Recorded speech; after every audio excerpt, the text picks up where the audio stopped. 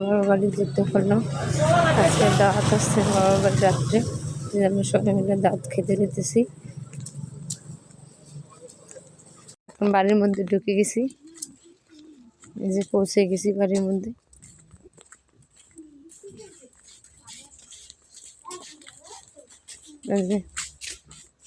ভাই বোনের সম্পর্ক,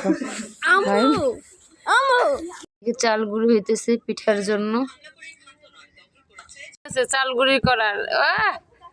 আরো জোরে সবাই আড্ডায় বসছে, শীতকালে আড্ডায় ভাই বোনেরা।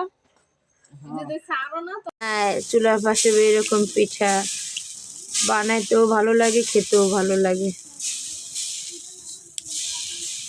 বন্ধুরা, এই পিঠার কার অঞ্চলে কি নাম বলে জানি না, আমাদের অঞ্চলে সিরুটি বলে। বন্ধুরা, দুই আয়না যদি পিঠা বানাইতেছে, নাতি জাল দিতেছে আর নানি পিঠা বানাইতেছে। কি ভালোবাসা এদের মধ্যে।